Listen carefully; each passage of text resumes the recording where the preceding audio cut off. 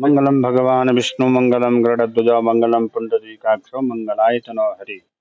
सबके जीवन में मंगलमय हो और कोई भी कष्ट व्याधि किसी के जीवन में न आए, ऐसा ही हमारा जीवन बना रहे। जैसे कि आपको विदित है कि आज चंद्र ग्रहण है और ज्योतिष शास्त्र के अनुसार जब चंद्र ग्रहण पड़ता है तो हमारे पूरे जीवन पर इसका असर पड़ता है। और ये जो चंद्र ग्रहण है खंड का चंद्र ग्रहण है। मात्र जब चंद्रमा पूर्णमासी को पूर्ण रूप में रहता है तो उसका मात्र 10 और 15% के बीच ये ग्रहण पड़ा रहेगा। छाया एक तरह से थोड़ा छाया पड़ेगी चंद्रमा पे, लेकिन इसका जो प्रभाव रहेगा पूरे विश्व पटल पर पड़ेगा। भारतवर्ष से लेकर के आपके जापान, चाइना, आपके मध्य एशिया, अमेरिका, यूरोप, इन सब कंट्रियों में इसका प्रभाव पड़ेगा। और इसका जो ग्रहण का जो समय है मध्य रात्रि 1:05 से लेकर के 2:23 तक रहेगा। और इस ग्रहण में इसका सूतक 9 घंटे पहले लग जाता है।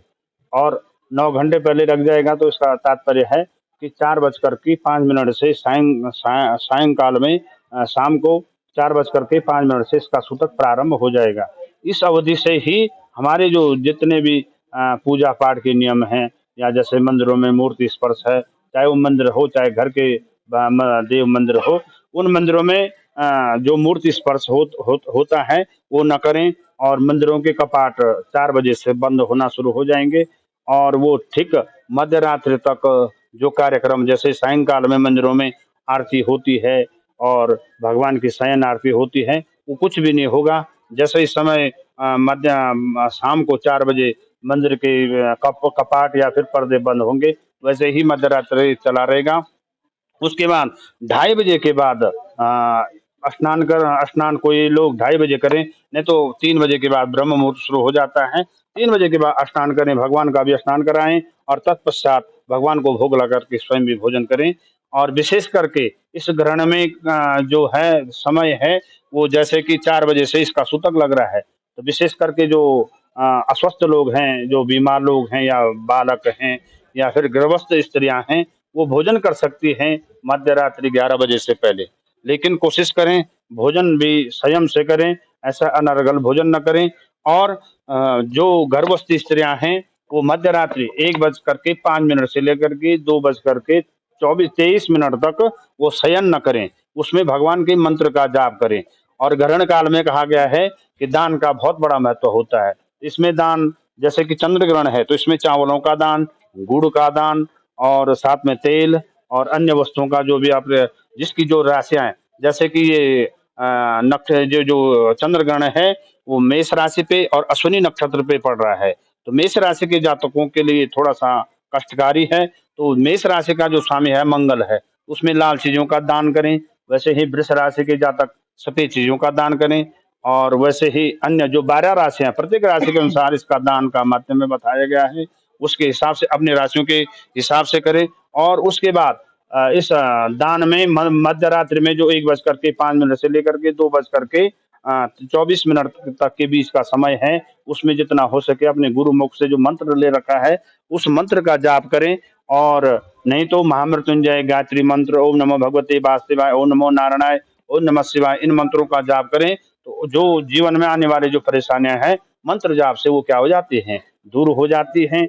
अब रही बात ये जो शरद पूर्णिमा का, शरद पूर्णिमा आती है तो हमारे जो धर्म शास्त्रों में आता है कि शरद पूर्णिमा में भगवान 16 कलाओं से युक्त होकर के वृंदावन में रास रचाते हैं। और उस दिन चंद्रमा अपने पूर्ण रूप में होता है। और चंद्रमा का जो रूप होता है, प्रतिबिंब होता है, वो हम जो हमारे मान्यताओं में है कि हम उस दिन चंद्रमा के किरणों के सामने खीर बनाते हैं और खीर को रखते हैं। खीर में जब चंद्रमा की किरणें पड़ती हैं तो वो अमृत के रूप में बन जाती हैं। अमृत के रूप में बन करके जब उसको हम ग्रहण करते हैं तो कहते हैं कि हमारे शरीर के कई प्रकार के रोग दूर हो जाते हैं।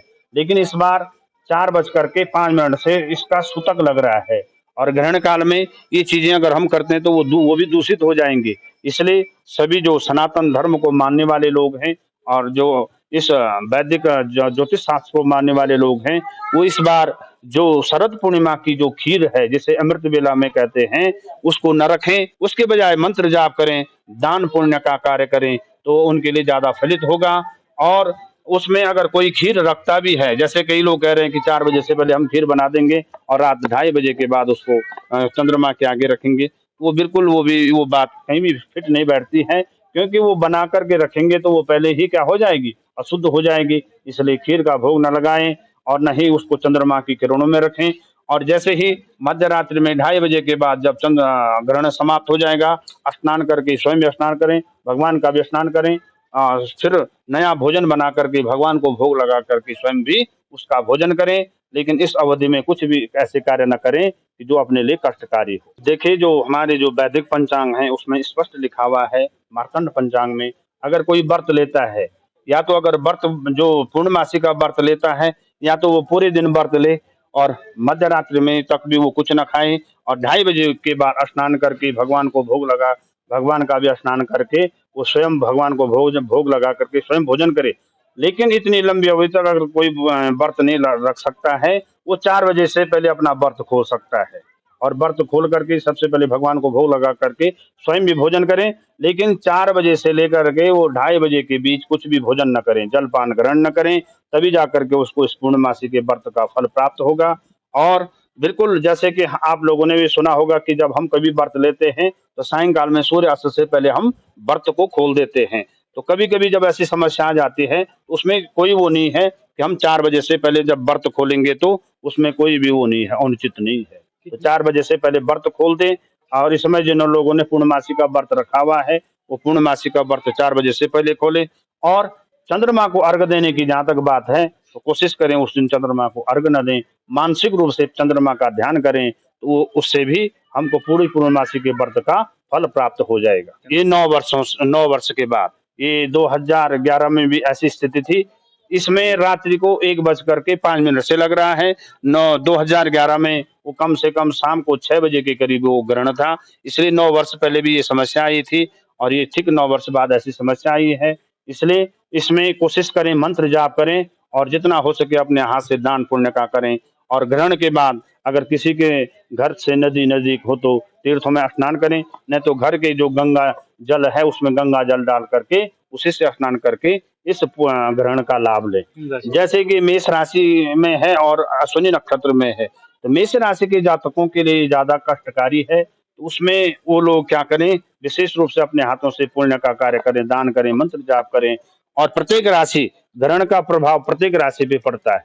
तो प्रत्येक राशि के जातकों के लिए अपनी राशि के अनुसार, जैसे कि मेष राशि का स्वामी मंगल है, उसमें लाल चीज़ों का दान करें। वृष राशि का स्वामी शुक्र है, उसमें सफ़ेद चीज़ों का दान करें। और उसके बाद वृष राशि के बाद आता है मिथुन राशि, उसमें हरी चीज़ों का दान करें। और तत्पश्चात मिथुन के बाद कर्क राशि आती है, कर्क राशि में भी सफ़ेद चीज़ें जैसे चावल, दूध आदि का दान करें। और फिर आती है कर्क के बाद सिंह राशि, सिंह राशि में लाल चीज़ों का गुड़, मलका, गेहूँ इनका दान करें। और सिंह राशि के बाद पुनः कन्या राशि आती है, कन्या राशि में भी हरी चीज़ों का दान करें, तुला राशि में सफ़ेद चीज़ों का दान करें। ऐसे करते हुए 12 राशियाँ हैं, जैसे धनु राशि और मीन राशि है, उसमें पीली चीज़ों का दान करें। कुंभ और मकर राशि में काली चीज़ों का दान करें। वृश्चिक और मेष राशि में लाल चीज़ों का दान करें। लेकिन कोशिश करें, थोड़ा भी करें लेकिन उससे श्रद्धा से करें। और जो ग्रहण काल है उसमें अनर्गल बातों से बचें और उसमें मंत्र जाप जितना हो सके उसको करें, क्योंकि ग्रहण काल में कोई भी मंत्र जाप करेगा तो वो मंत्र सिद्ध हो जाता है, वो हमारे आने वाले समय के लिए वो लाभकारी होता है।